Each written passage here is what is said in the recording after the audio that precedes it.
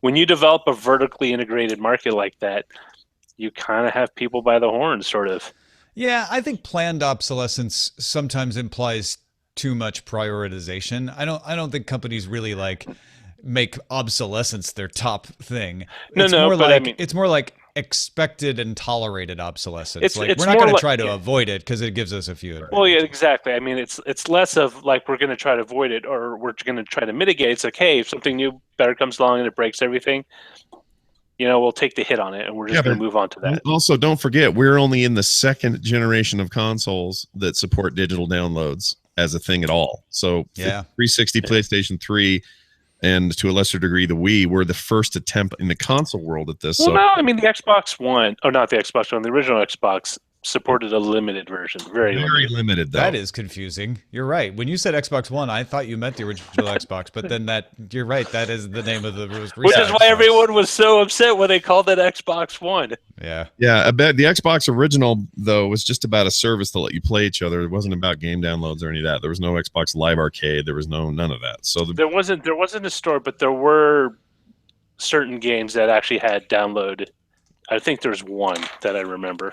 Hmm. I'm Well, trying to remember. I mean, it was basically a DLC, is what it yeah, was. yeah, It that wasn't, made you know what I mean? So If you're watching live or the video version of this and wondering how we got into this conversation, become a patron and you can get the full audio that started this conversation from the sexy beginning. audio.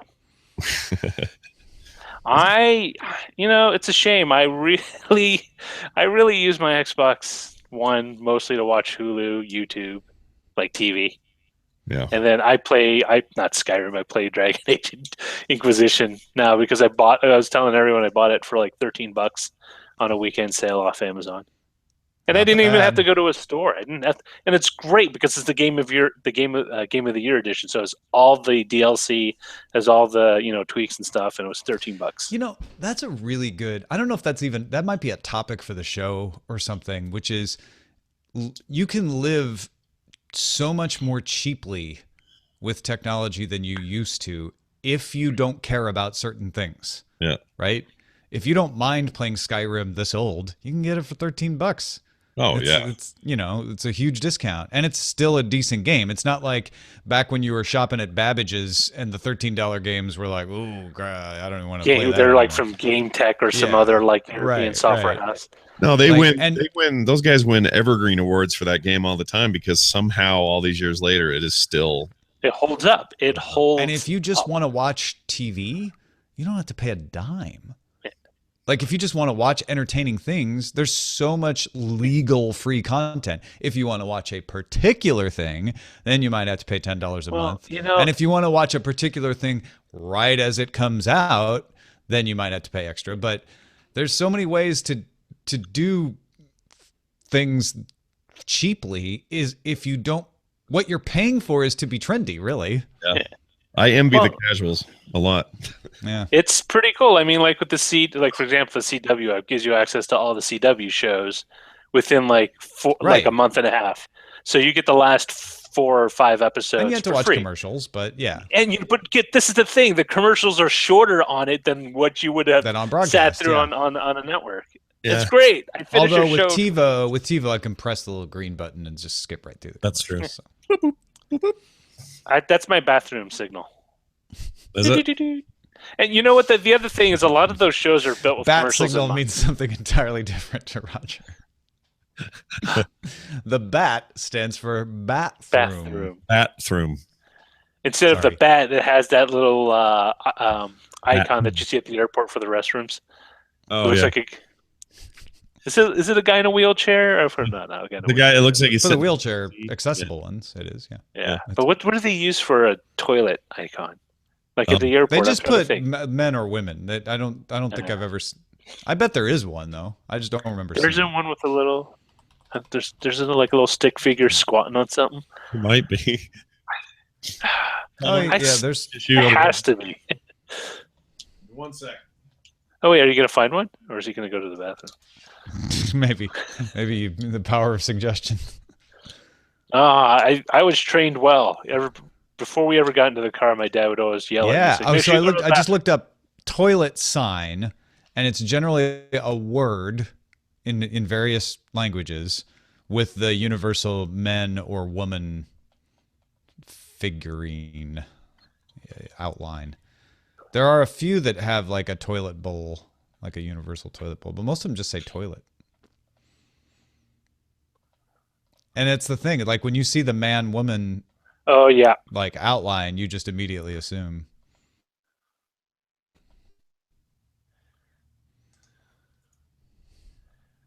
Which is weird because the one for a wheelchair actually looks more like a toilet thing than it does a wheelchair. Yeah.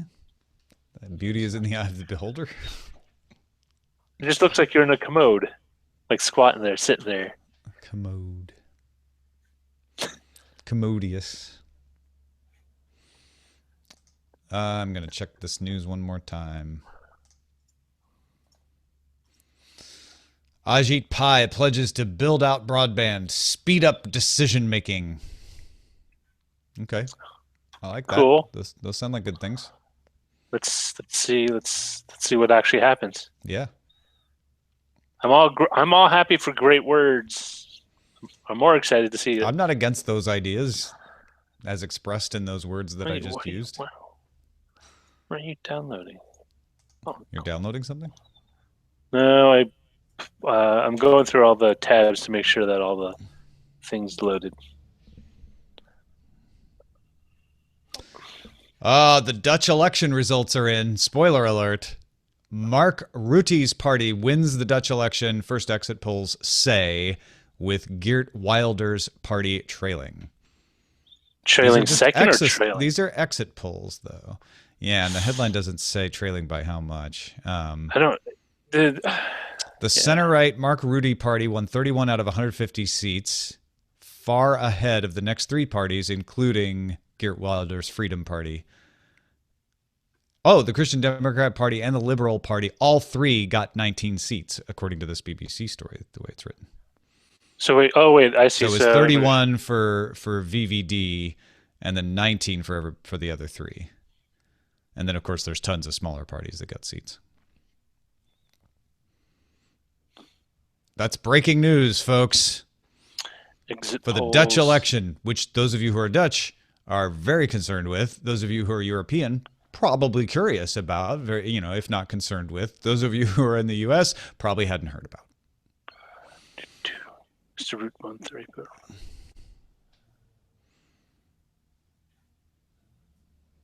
Wait, who was currently in the ruling party? It's always a coalition in the Netherlands because they never get a majority.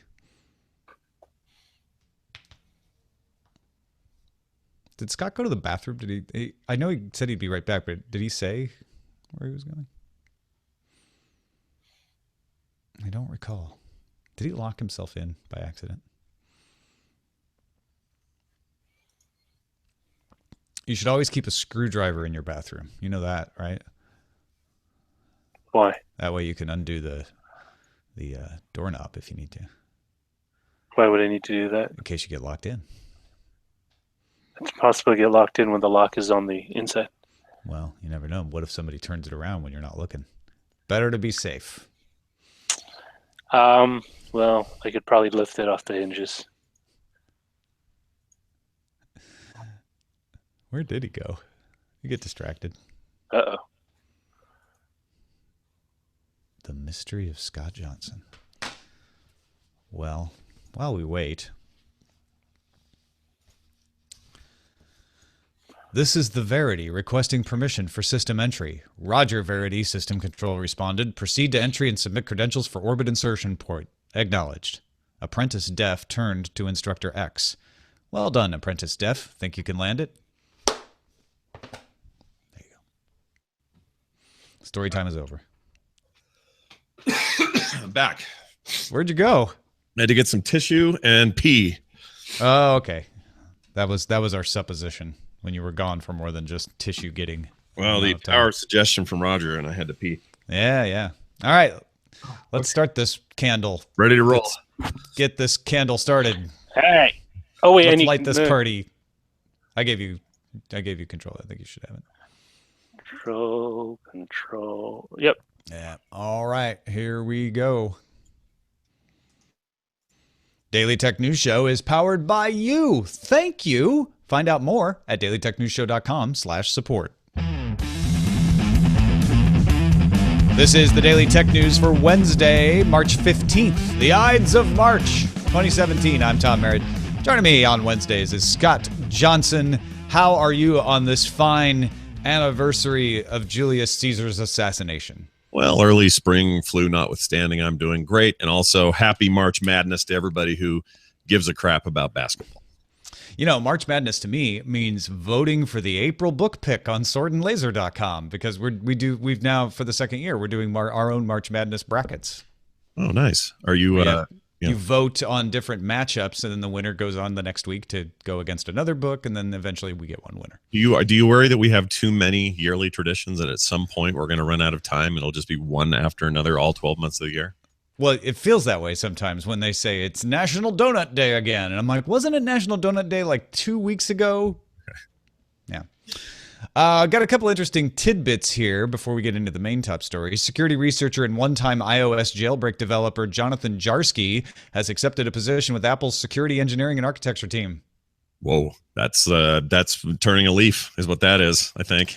I hope it doesn't mean he gets silenced, because Jarsky is one of the people I turn to, especially when they're talking about mobile device security, to find out what the real story is on stuff. And I would hate to see him fall into the Apple vat of not talking to anyone. Well, it is interesting. It's different than the Kevin Mitnick deal, right? Where it was hacker, and then he kind of did his time, and now he goes around and does talks and also helps companies be more secure. But this is literally a hire, not from a hacker community so much, but jailbreaking community is a little sleeping with the enemy. But I don't know. I think he hasn't been a jailbreaker for years. He's been a legit security researcher for quite a while. So it's not like they pulled him straight off the off the ex developers forum or something. Sure. Netflix has agreed to finance the restoration of Orson Welles' unfinished film, The Other Side of the Wind. Oh, they couldn't get enough crowdfunding money, so Netflix is going to foot the bill. So is this? I know very little about the story, but my understanding is it was an incomplete project. But they're not just going to take old film and finish the film. They're going to take, I guess, what he had written and what he had done and make a movie out of it. Well, I'm curious what they're going to do. Yeah, like are they gonna use CGI to fill in the gaps? Are they going to reshoot things? I don't know. It'll be interesting to see. Rosebud. All right, let's move into our top stories. And this is the big one. The U.S. Justice Department has indicted 4 people for breaching Yahoo security in 2014. This is the access to the database and cookie forging breach. There are many Yahoo breaches to keep track of. 2 of the accused, Dmitry Dokuchayev and Igor Sushchin, are members of Russia's FSB intelligence agency. Those 2 are accused of hiring Alexei Belan to break into Yahoo's network. Belan actually was arrested by Interpol in Europe and escaped to Russia. And then they hired Karim Baratov, who was arrested in Canada Tuesday. He is a Canadian. They hired him to access 80 accounts outside of Yahoo. So for the first time, we have confirmation that Google accounts were among those hacked using info from the Yahoo breach, and that Google assisted with this investigation. Not a vulnerability of Google, but basically what would happen is they'd find accounts on Yahoo and then try those credentials on Google, and if somebody was using the same name and password, it might work. The thing that surprised me about this is that 2 of the individuals work for the Russian FSB, which is kind of like saying Russia wants to I don't know, arrest a couple of CIA operatives or NSA operatives. And that part feels huge to me for whatever reason. I'm no global. There's some international relations implications here. Yeah. Yeah, that's a big deal. All for Yahoo. All for a Yahoo security breach, which just gets worse and worse. I mean, some of the stuff that Belan was doing involved, they were letting him use stolen gift cards and do some spam stuff to redirect search results to gain referral income. It's a mess. You think anything comes to light from this that will further affect the acquisition of Yahoo by a third party, the way it's been going? I doubt it. It sounds like Verizon did their best to prepare for this because they must have known that this investigation was going on. And so they've made their agreement. They've made their peace. It would have to be a new breach altogether, I think, to change what's going on with Verizon. Well, that makes sense. Speaking of breaches, let's talk about battery breaches. A person was using a battery-powered set of headphones, and this was on a flight. Again, feels like these are always on flights now, from Beijing to Melbourne. And the battery overheated, burned this lady's face and neck. And the Australian Airport Safety Bureau did not release the brand of headphones. We don't know who they were made by or what the deal is, but it feels like just one more thing in the news about lithium-ion batteries bursting into flames, specifically on flights. And Tom, sometimes I can't tell if this is the shark attack effect, which is, well, no, the shark attacks are up from 2 instead of 1 last year, but everyone just thinks, oh, there's tons of shark attacks. This is definitely the local news effect, right? Which is, oh, there's so many murders when the murder rate may actually be down, but they're reporting them, so you feel like they're up. I don't know that the lithium-ion battery faults are happening more often. They were with the Note 7. Remember, when the first Note 7 happened, I was the one saying, now hold on, one battery having a fault does not make a recall. It turned out in that case, there were more of them. And when they kept happening, then you said, okay, now there's a pattern. This, I think it feels like what you said is, it seems like these always happen on planes because a person was using a battery-powered headphone sitting in their home the other day and they faulted, doesn't make the headlines, right? Happening on a plane, no, that's scary. That makes the headlines. So we are more likely to hear about them happening on a plane than happening other places. But the fact of the matter is, this is a known issue with lithium-ion batteries. In a very small percentage of cases, this can happen. So if all of a sudden next week we hear about another pair of headphones and then another pair of headphones, then we're going to want another brand and we're going to know if there's a fault here. But it could just be one of those things that we're like, this does happen. And in the number of batteries carried on a plane and the number of planes and the millions of people traveling every hour, the fact that this happened just this once recently is a pretty good percentage. Yeah, this not necessarily anecdotal evidence that we're trying to charge them faster, make them last longer, make them smaller. Maybe there's something to that. And a couple of weeks ago, or maybe it was just last week, we talked about a new battery technology, and maybe that's the answer. But well, and that's I'm glad that the Australian Transport Safety Bureau used this as an opportunity to say not, hey, that company is at fault, but to say you should be aware that this could happen and treat batteries with respect when you travel. Don't put them in your checked luggage. Keep them separated from other things when they're in your carry-on luggage, and just be aware. It's like being aware on the road. You could run into someone and fatally injure yourself while driving. Doesn't mean don't drive. It means be aware that could happen and take care. Same thing with lithium-ion batteries. They're likely not to explode on you. And in fact, I don't even like to use the word explode because they don't explode. There's not shrapnel. They just start smoking and sparking and burning. And in this case, they burned this woman's neck and face, and that's not good.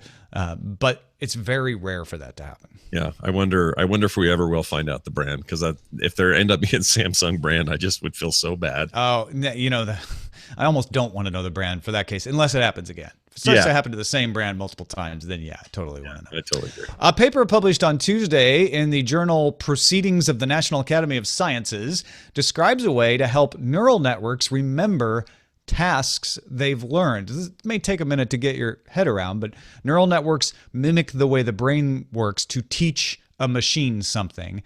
The research conducted by Alphabet's DeepMind found a way to get around something called catastrophic forgetting. That causes a neural net to forget a task if you want to teach it a different task. So let's say you teach the neural net how to recognize a cat, and then you're like, all right, now let's teach you how to recognize a dog. It'll forget how to recognize a cat. You can only teach it the one task, and it can remember that one task, right? It stores it. Sure. But the neural net itself can only be used for one task at a time until now. An algorithm called elastic weight consolidation, or EWC, slows down how fast important nodes in the neural net are altered. It mimics the way our brains work, or at least it's trying to. Using this algorithm, a neural net became close to as good as a human at 10 Atari games. They changed it to play Atari games because why not? So it got good at 10 of them. Whereas before, if you trained it on one, it would forget how to play the previous one. It still wasn't as good as a neural net trained specifically for just one game. Right. So the fact that it was trying to remember how to play all these games made it not as good as it could have been if it was only trained to do the one. Yeah, but you could certainly argue humans are also sort of bad at that. Like you hand me a controller, let's say a PlayStation or a 360 controller, and I'm playing a game with that controller, and I've got my X, Y, and my B and my A layout, and I'm used to it, and I'm playing games with it. And then you hand me a Nintendo Switch, and we go back to the Nintendo way, which is a complete skewing of those numbers. A is over here, X is on top, B is on bottom. It makes no sense compared to those other control schemes. And I have to kind of go, okay, now wait a minute. I'm hitting. Well, in this case, it's this like that. This is an even simpler example. Like it's the same control scheme. It's just saying you're now playing Pitfall instead of Adventure. Yeah, right. But I mean, even then, it's like if I'm going to play Heroes of the Storm and I play it all the time, I'm going to be a better Heroes of the Storm player. But if I intermingle that with League of Legends and Dota 2, despite them being similar genres, I'm going to not be as good of a Heroes player or as good of any of those other ones. I'm going to become a jack of all trades, master of none. And so this actually is really impressive to me that they can get this close. It's when they get better than this that I'm going to get ticked, because you shouldn't be better than me at this, computers. Well, if you train the neural net on one game in particular, it will likely be better than a human performer. In a lot of these cases, it is. And it's when you try to have them be good at 10 at once that they're not. They get close. I'm a little hung up on them being Atari games still for some reason. It feels like they maybe took the simplest possible route with the least amount of complexity. That's fine. I mean, come on. You're not seeing the forest for the trees here. Like they trained a freaking computer to just learn how to play. Let's not forget. I think we forget like, oh, well, so they programmed the computer to play. It's like the computer plays when I play the Atari, right? No. This is we set a computer, a neural net in front of Space Invaders and said, figure it out. And it did and got as good as we are or better. Yeah. So they're using Atari games because they just need something that is complex for it to learn. But the implications are, well, now it can learn all kinds of things. It can learn to drive, and it can learn to manage your home, and it can learn to handle nuclear power and all kinds of stuff. Yeah, it's totally it's a weird thing I get hung up on. But you're totally right. I want to know, can they ever put a piece of paper and a drawing implement in front of one of these learning computers, and within a few days have that thing be able to create art? Can it be a combination of visual stuff like a bowl of fruit out in front of them, and will they eventually make a bowl of fruit on a piece of paper, and will they just get better at it? That kind of thing is utterly fascinating to me. Well, and I wonder if this kind of complexity and this kind of elastic weight consolidation will allow it to learn more complex behaviors. It's one thing to know, like, there's a pattern of moves. I can go up, down, right, left, fire, versus I can make this pen stroke go anywhere at any width with different pen strokes. That's a lot to try to remember. But if suddenly you can teach it, here's how to draw a line, here's how to draw a curve, here's how to draw a swoop, here's how to do shading, here's how to recognize shading, and it can keep all of those lessons, you can do more complex lessons because they're complementary. And it will get to a point. That's fascinating, yeah. And they'll be better at us. I mean, straight up, that's the hardest part about art is that complexity. If it masters that complexity, there's no stopping it. We're all going to die. Get used to it being better at you than you at things. Like that's happening. I mean, it's already better than us at things like Go. These are the same folks that made AlphaGo, right? So that's happening. And I'm very curious. They got up, just one more little point about this. They got up at BlizzCon last year and they announced a cooperative, DeepMind talked about a cooperative thing they were doing with Blizzard regarding StarCraft and AI behavior within that game. And then we've heard zip about it. Oh, so yeah, they're hammering away at that. I want to know what's going on. I'm really curious about that. Like, they had to get it good at these 10 Atari games before it can graduate to StarCraft. I see. That makes perfect sense. Well, if you want to get good at browsing, good news, everybody. If your PC's been struggling a little bit with Chrome in the past, starting in Chrome 57, that's right, we're on the Heinz 57 version of Chrome, which releases this week. Background tabs will be limited to an average CPU load of only 1%. That is a huge savings compared to how it used to work. After 10 seconds in the background, the tab will get a limited budget of CPU usage. Like I said, a load of 1%. Tabs playing music or with an active WebRTC or WebSockets connection will be exempt from this. So sometimes you got heavier lifting happening on some of these tabs, and that'll still be the case. Google plans to phase out the JavaScript-heavy background tab operations altogether by 2020 and encourage websites to use new tech like service workers to provide things like background sync and push notifications. This will be good news to anyone's ears who feels like Chrome's a bit of a pig, especially on RAM. I've felt that like that in the past, not currently having any issues, but it does seem like a thing long time coming.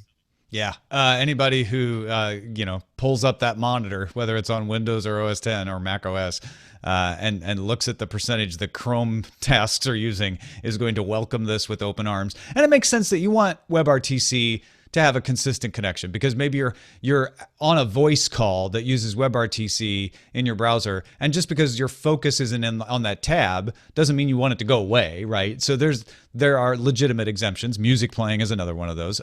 So that's smart. But what they're saying is, we don't want that tab in the background that is just chunking through a bunch of JavaScript to load ads, because the page is so loaded with ads, or even just tracking software or some kind of flash slideshow. If you're not looking at it, it shouldn't be using up all your CPU cycles. And it sounds like what they really want to do is get people off of JavaScript and have them use service workers instead. Yeah, which I think is a good step. So more efficient use of tabs, especially for friends of mine. My co-host on my morning show, Brian Ibbett, has an average of 40 tabs open at any given time. And he wonders why his computer's such a slog. So maybe this will help. A team of scientists at the University of Michigan used precisely tuned acoustic tones to make 15 different models of accelerometers register movements that did not occur. In fact, in the video, they show him just pointing the speaker at a Fitbit, and the Fitbit starts counting steps because it thinks it's moving, but it's not. They used that cheap speaker actually to register those thousands of untaken steps. So you didn't need high-level equipment, just the algorithm that they came up with. They also were able to play a constructed file from a phone's own speaker, a music file that they created, to fool an Android app into controlling a toy car. Another file made a Galaxy S5 spell out the word walnut in its sensor graph. I still haven't figured out why they chose walnut. The scientists used the same phenomenon that can cause a glass to break when a singer hits a note with glasses.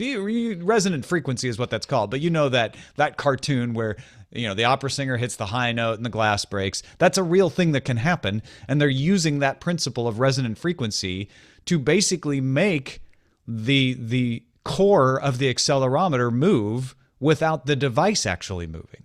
Yeah. It's so like the same thing that shakes that glass makes this move. It reminds me of, I think it was Mythbusters. They did a myth where they had a myth about a bridge that if you applied the right amount of vibration at the right frequency, basically putting speakers on points of this bridge that was otherwise, this heavily constructed bridge, it would be enough to send it into this huge waveform and blow itself to bits based on, kind of small stuff like that. And of course, it didn't work at the level people said it would. It was some Tesla thing. But then later, they did what they had to make it do it, and it took a lot less than you thought. Outside of that, though, the concern here would be things like drones that are controlled by people's phones. It's easy to look at some nightmare scenarios with this, but also I just want that hardware to be resistant to hacking, because I'd like to know how many steps I really took today. I'd like it to be accurate. And granted, this is a research lab showing, hey, this is something we didn't think to defend against. And a computer scientist probably would have never thought to defend against this. A materials scientist wouldn't have thought of the security implications of this. But because we looked at both sides of it, we saw how we could manipulate the material of the accelerometer to make something happen that could undermine the phone. And granted, hacking into somebody's Fitbit to make it count more steps is probably not a very useful hack, especially when you have to be near them and playing this high-pitched tone. They'll be like, why are you doing that? Are you trying to hack my Fitbit? Like, it's not necessarily practical at this level, but any of these kinds of exploits could become practical given enough time and enough effort if somebody figures out a way to game a system. Like you say, maybe there's a UAV that is involved in some highly secure operation, and being able to send a high-pitched tone that humans can't hear that affects the accelerometer could change conditions on a battlefield somewhere. So you want to be aware of that. And the point of the story is that the researchers have figured out hardware tweaks that would eliminate this problem, and they have told manufacturers of all the models of accelerometers that they tested on about this. They've also recommended some software changes that could be pushed easily to existing accelerometers to mitigate this sort of thing from happening. Probably worth mentioning that it's not just our Fitbit trackers, our phones, and our handheld consoles that have accelerometers in them anymore. There's a lot of hardware out there that depends on that stuff. So yeah, when you start to think of Internet of Things and Yeah. all of the sensors, I mean, in principle, this is the accelerometer, but in principle, this could be a kind of attack that you could, mimic somehow against barometers and motion sensors and all kinds of things. So yeah. If it's in the wrong hands, that's all I'm saying. Just got to watch out for those guys with the wrong. Hey, folks, if you want to get all the tech headlines each day in less than 5 minutes, well, it's around 5 minutes, less than 10 minutes, but around 5 minutes, subscribe to dailytechheadlines.com or check it out in the app anchor.fm. And that is a look at the headlines. All right, one other thing that came out today is Google's Family Link. This allows children younger than 13 to use Google services, things like Gmail, and have their own account. Usually, if you're under 13, they really limit what you can do. But now, someone who's under 13 can have their own Gmail, their own Map account, their own Chrome account. YouTube Kids is part of this, not regular YouTube, but YouTube Kids. It's all tied to your parents' account, of course. And there's limited data collection as per the Children's Online Privacy Protection Act here in the US.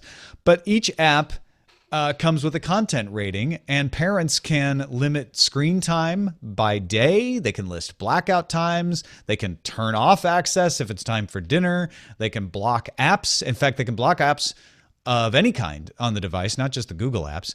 The way it works is parents install a Family Link app, and then a similar app goes on the child's device. Right now, they're both Android. They're working on an iOS version of the Family Link app for parents. Unfortunately, because of the OS restrictions, children will only be able to use this on Android. So if you want to use this, you're going to have to give your kid an Android device.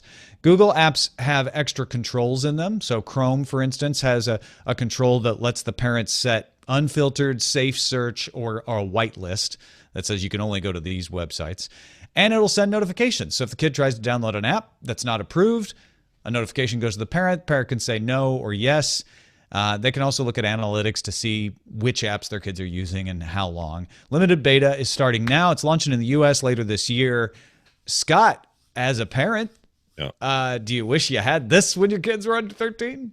Well, yeah. I mean, my youngest is now 16, so time has passed. But back in let's say 2010, 2011, those would have been good years for this service for me as a parent. And what I really like the most about it is the analytics. Data is everything when parents are trying to make good decisions with technology in their homes or outside the home.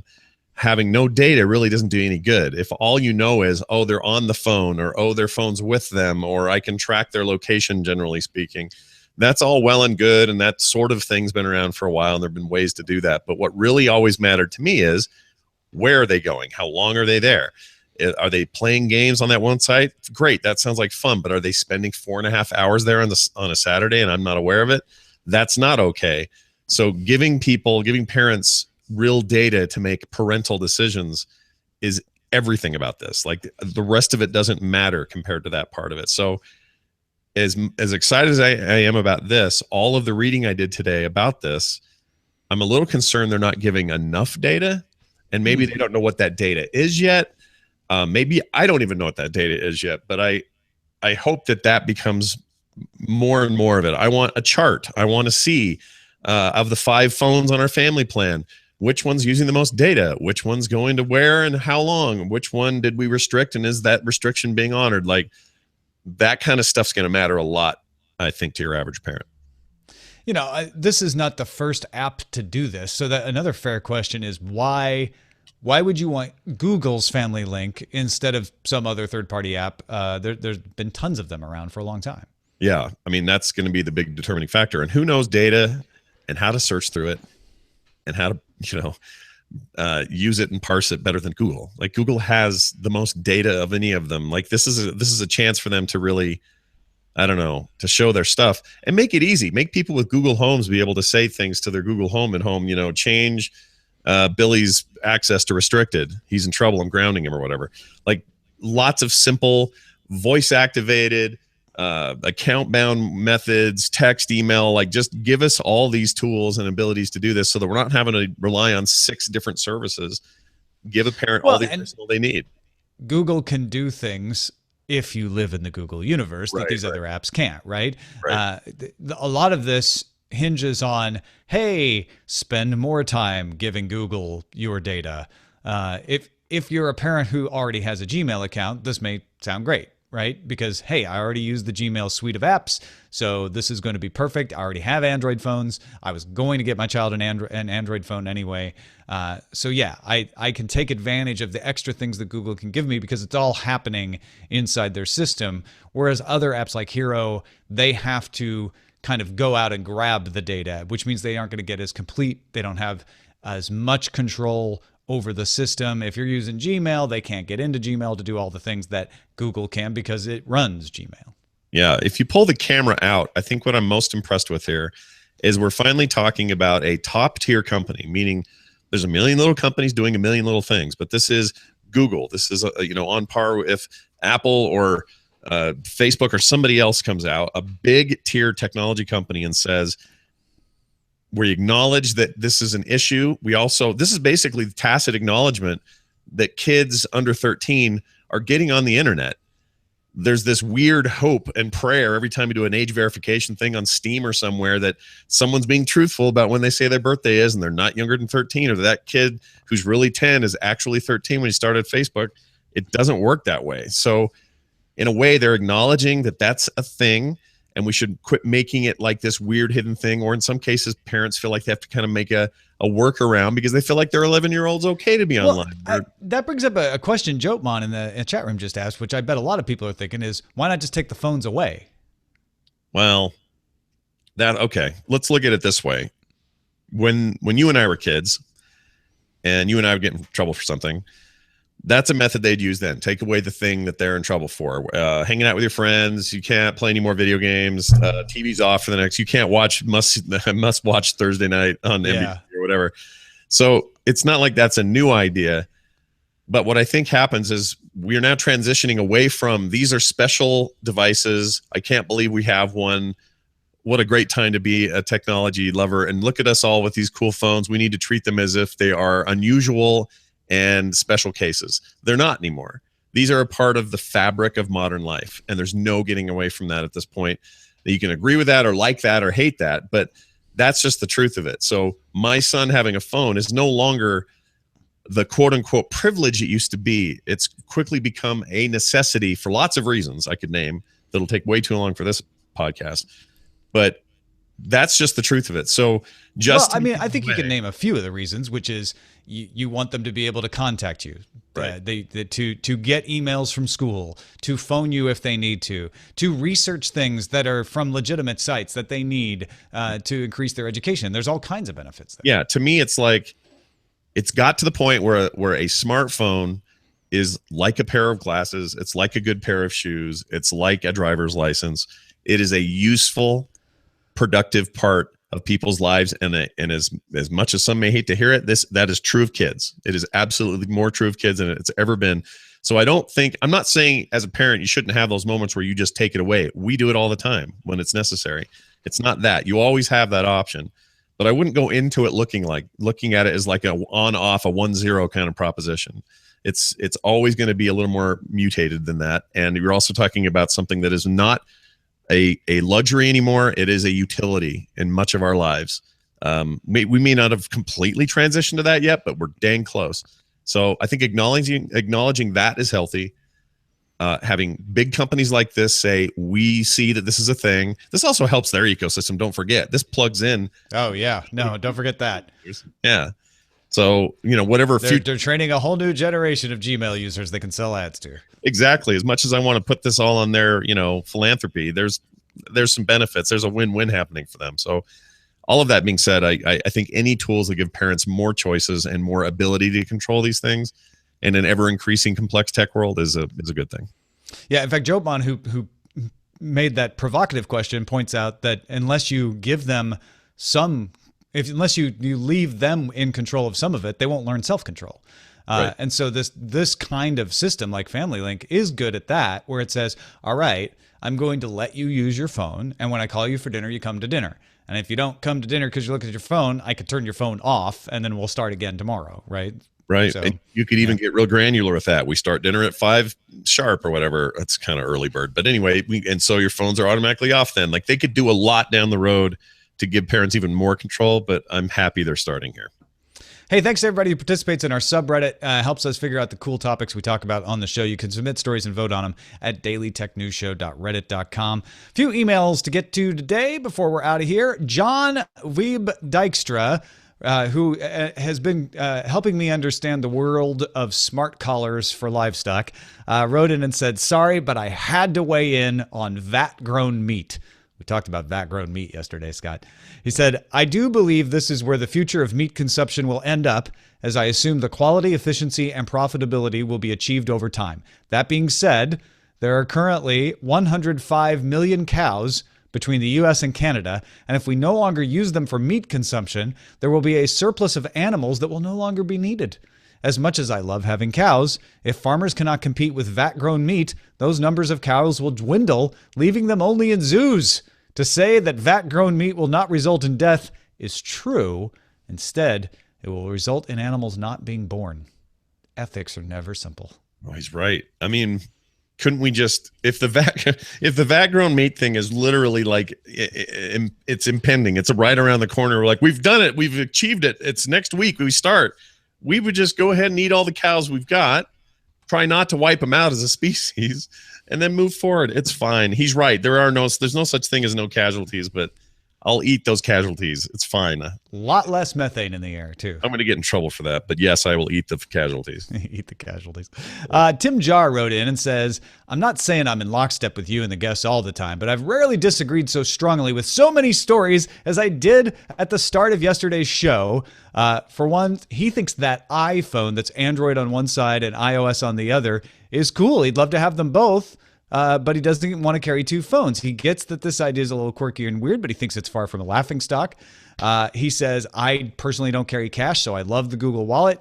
And he also weighed in on Microsoft Teams, saying, I see a huge potential here because most of the groups I know are only using the free version of Slack. So if you'd like archiving but can't budget for the paid version, like most of the groups I know on Slack, but your business already has Office 365 or a Microsoft license, which is pretty common, then Teams has a ton of appeal. I know it's a big reason that we are considering it. Yeah.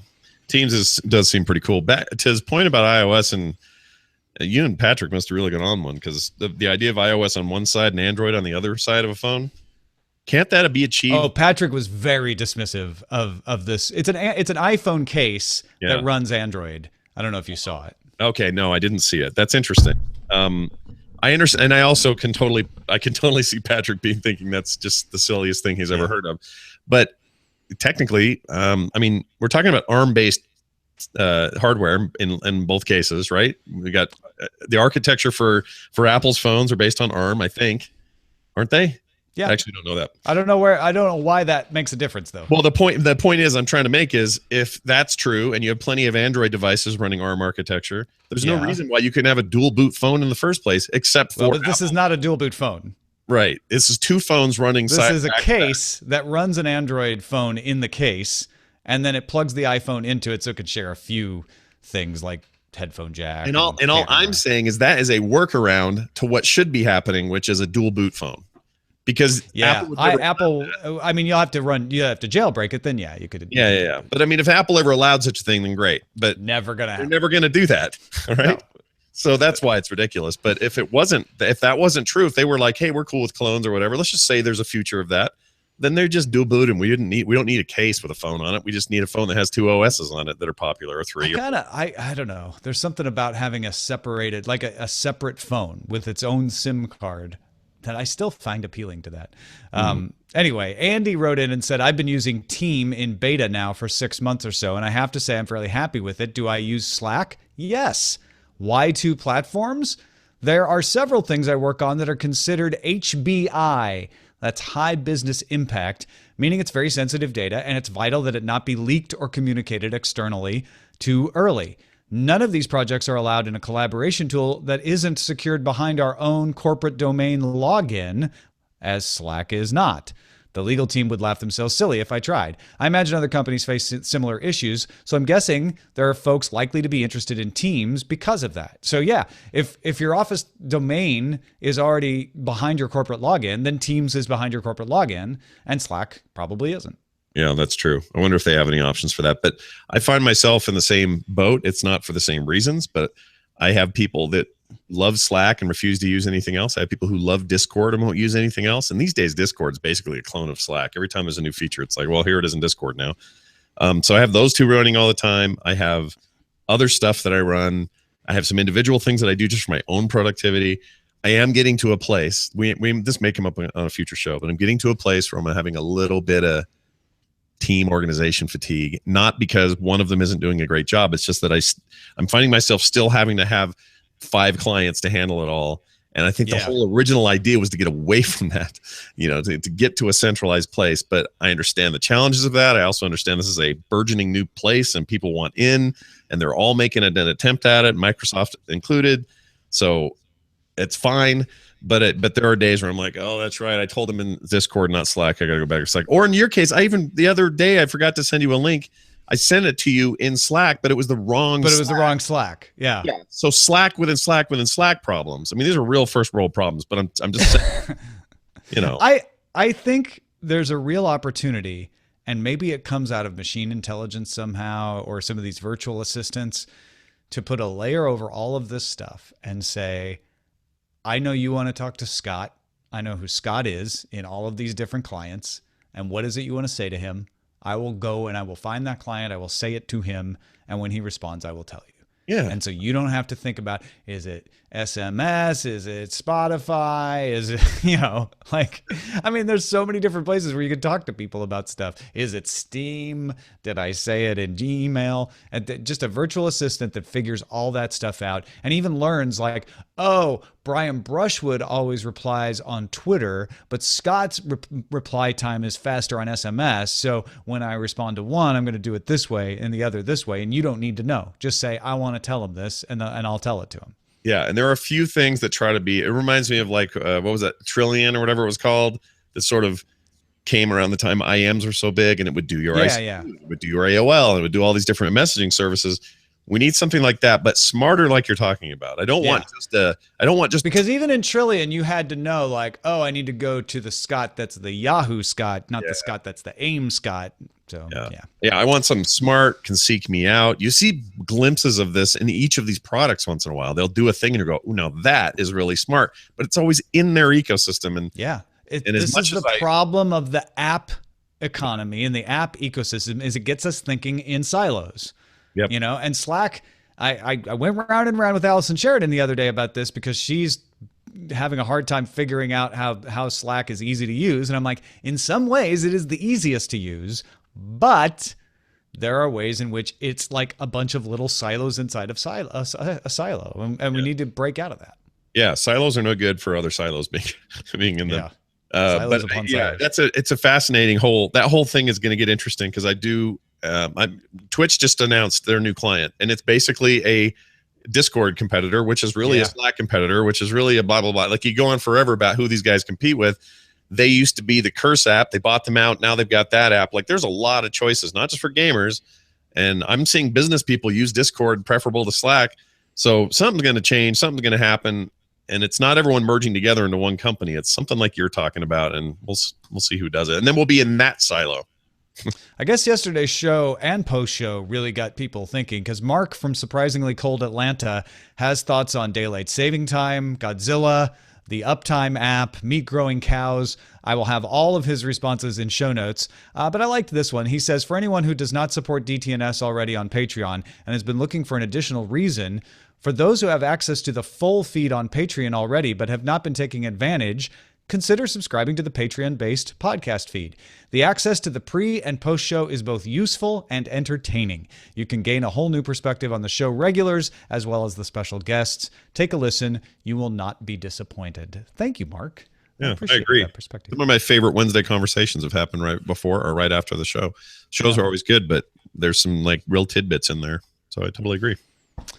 Big thanks to Len Peralta, who I know wasn't around on Friday, and he may not be able to be around this Friday, but he is busy getting his kids into colleges. And in fact, his son, Max, won a National American Visions Medal in Painting, and he needs to go to Carnegie Hall in New York City to accept the award. And despite what you may have heard, the only way to get to Carnegie Hall is not practice. You have to pay to get there. So Len's doing commissions to help fund the trip. You can commission Len for some original art, even some DTNS related art, and help Max make the trip to Carnegie Hall. Visit bit.ly/MaxThePainter for more information. Help the future of art. Make it to New York City. And Len says, thanks in advance for supporting original art and young artists. That's bit.ly/MaxThePainter. You guys should see his paintings. He is a phenomenon. It's disgusting how good he is. It's amazing. He's as good as anybody I've ever seen. There's no way he doesn't retire as dad or something. He's so good.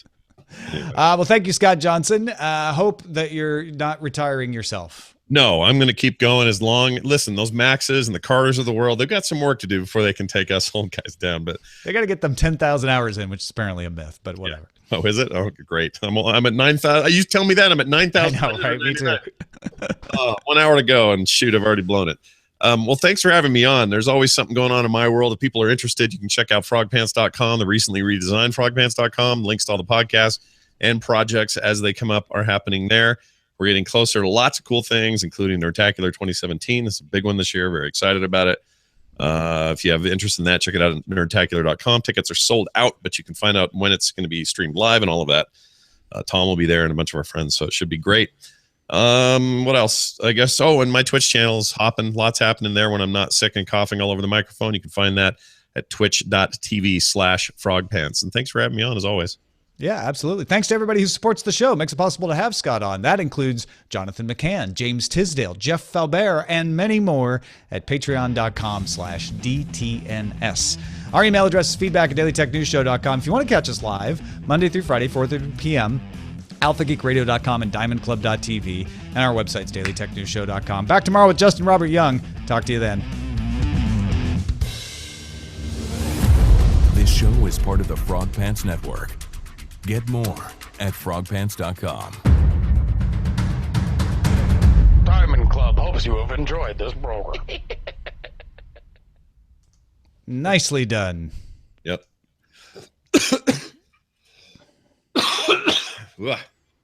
Nice. You made it through. I never heard a cough. I did somehow.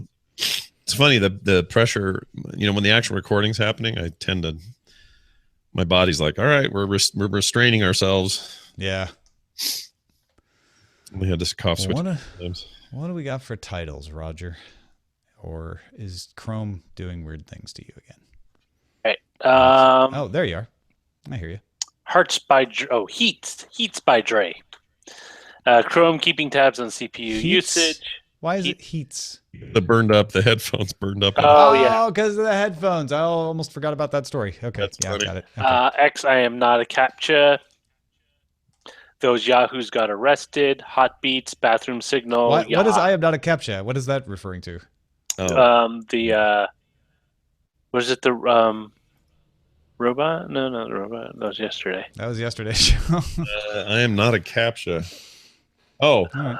No, I don't know. Maybe it was referring to the AI based thing you were talking about, and they just thought of that or something. I don't know. No, okay, maybe. Bathroom signal. That was before the show. Yeah. Hacked by a bunch of Yahoos, smoking hot headphones. Google nanny. Google the family business. I will eat those casualties. Silos within. Oh, that the CAPTCHA thing is apparently pre-show. Oh, is it? Oh. I don't remember. Well, we'll wait. See what else floats. I will eat those casualties a lot.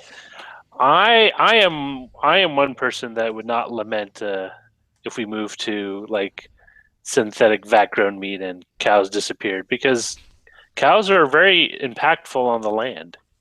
Not to mention they're an invasive species.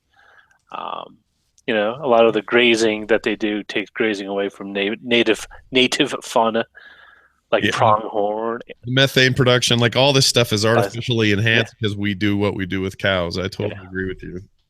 Feedlots. Yep. I mean, we grow. There's a lot of crops we grow just to feed cows.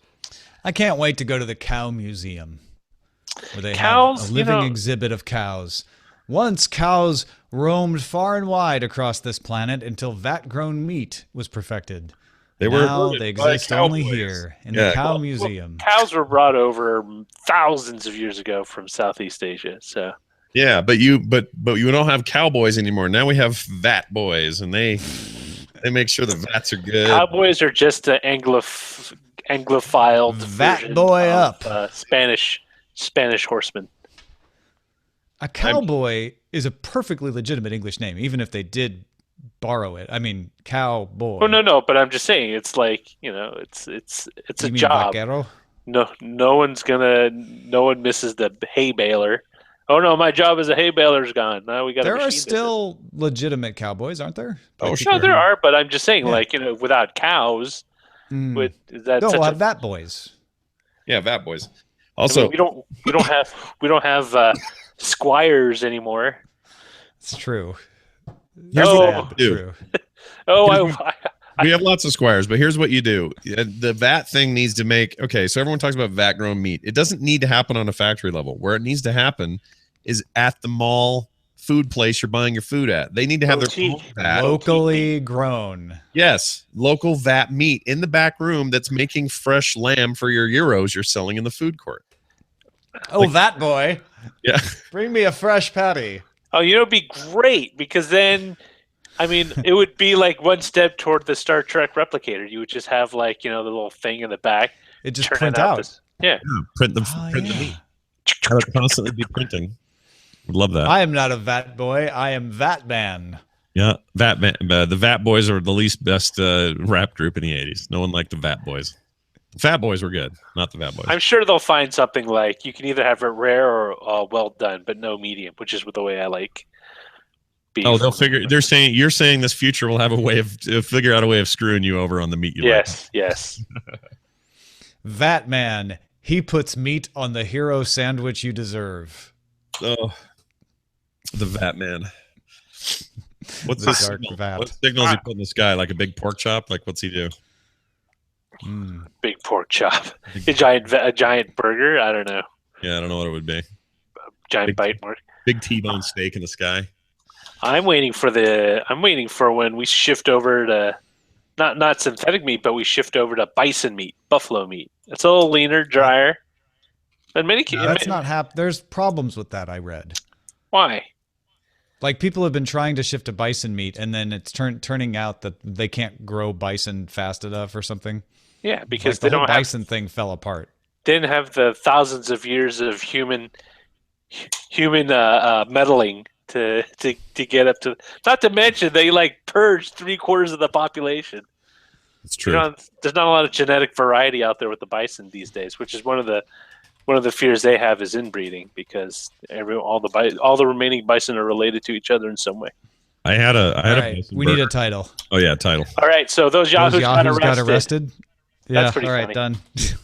Yeah, Good one. Sorry, the meat thing kind of swung me out. yeah, that's fine. No problem.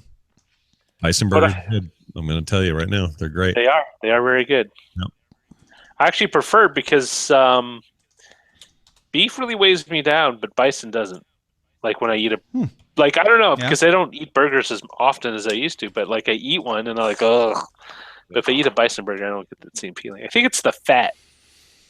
Yeah, The they're low fat fat. in They're them. harder to cook though because of that. They're not harder, but they're less forgiving. Yes, it's very easy to make it dry, which is why you Yeah. boil it. I like Back to boiling or Boiled broiling. bison. Wow. Broiled. Okay. Broiled I bison was gonna say, burgers. that sounds very English. Broiled bison or boiled. Yeah, don't boil your bison. That's a Unless good- it's all at once, Yeah. and then it might come out pretty good. I have to say though, I used to boil chicken for Django when she got stomach problems. Did it make And it always easier to tasted digest? Really good. Yeah, that was the idea. But it always tasted really good. Yeah, why wouldn't it? Why is I boiling? mean, because you're not supposed to boil stuff because it boils out all the flavor. But I'm like, yeah, it's if still you got don't pretty get rid of the water, it's fine. good. You make broth out of it. That's how you make chicken stock. Yeah, but even when I took the chicken out of the water and I was putting it in her bowl, sometimes I would sample a little, make sure it was done or whatever, and it was. Did you blow on it good. to make sure it was cool? Yeah, I'd always have to wait for it to cool before I could. I give do it to that the with dog. Ellie and her Eggo waffles. I blow on it before I give it to her. Soy Brings Bacon says British don't broil. That is an American word. But broil Broil no, equals grill. no, grilling is different. Broiling is where you apply the heat on the top. But we So- have a London broil. Is that refer to London, Nebraska? When you broil something, the heat source is above the meat, as opposed to Joe grilling Bond where it's says below. chickens can't swim. Don't put them in water. Chickens can't swim. How do we know? How do we know? Throw a chicken in the water. I'm sure we do know. We probably know. Don't If we? it sinks, it's a witch. If it floats, it's a witch, and if it drowns, it's not. Isn't that it? Yep.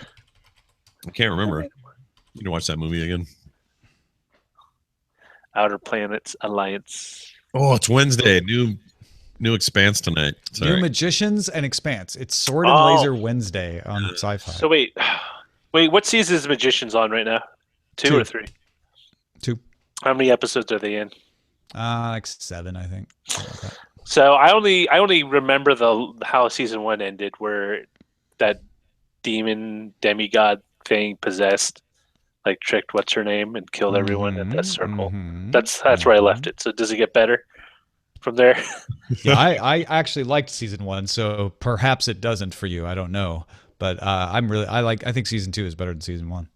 Okay, that's good. Now, my biggest issue with Magicians was the pacing, and so is with new shows. It was a little slow, especially the first half of that Yes. season. But this season is much better, I think. Okay, because I wanted more And you're explanation. spending a lot more time in fillery. Okay, that's good. I like the Legion a lot too. So for me, Wednesdays are Expanse and Legion nights. So you're not watching The Magicians, huh? No, but I plan to catch up and do it. Well, I can't watch any of them until they're after their. I show had a anyway. weird thing where a scene from the current Expanse book Yeah. and a scene from the Expanse last week were so similar that I almost started spoiling Brian on something from the book Oh, because I got confused because you're on Tycho Station with Dawes in both situations. And I'm like, oh, wait, no, that's not what Dawes does. That's what Dawes does in the book. In the show, he did this.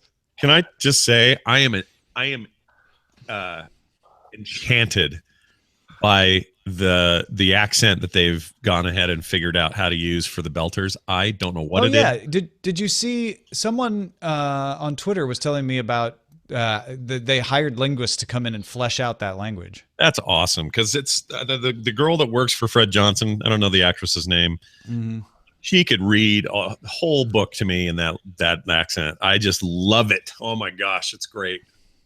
And they've somehow managed to make it seem totally original, but also reminiscent of about 5 dialects, and which is the Yeah, because the backstory from the book, which you know, is that it's a mishmash of multiple of the major languages of people who migrated to the belt.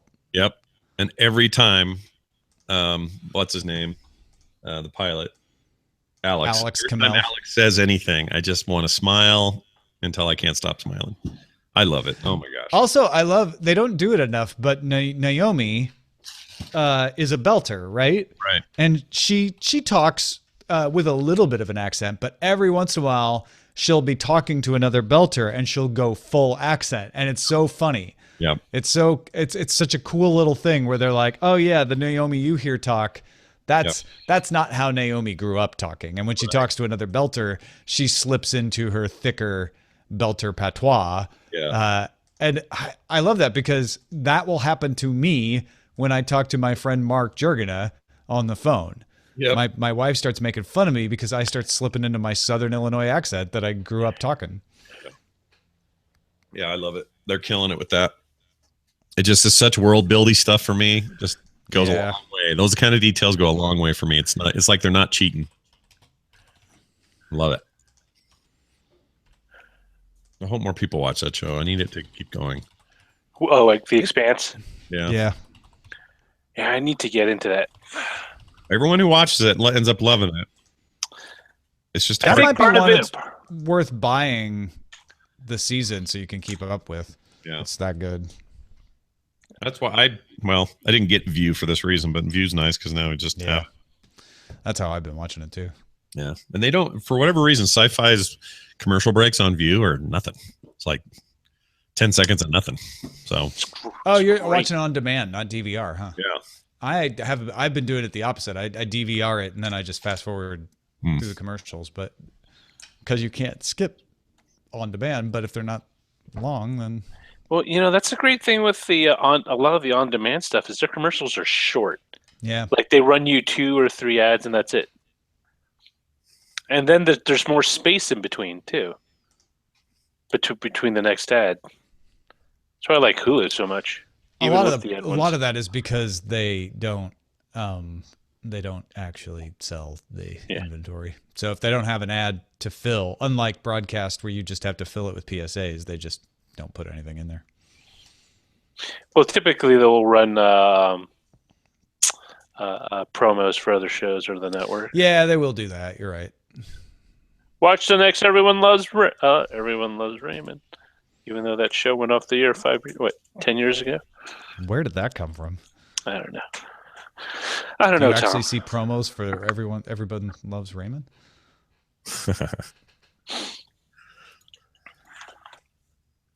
Everyone does love Raymond. I always found it weird that show had no kids in it. What? Everyone Loves Raymond? Yeah. Yeah, they did. He had kids. He did? Yeah. Him and his wife had kids on that show. What about King of Queens? No kids on King of Queens. You might be thinking of that. Maybe. Because King of Queens was like middle-aged married couples, but none of them had children. I think they're still having the barbecue versus broiling debate in the chat room. By the way. Oh, good. Yes. That's a perennial topic. It'll keep coming. Jotman says it's only barbecue if it has barbecue sauce. I disagree with that. That is not what barbecue means.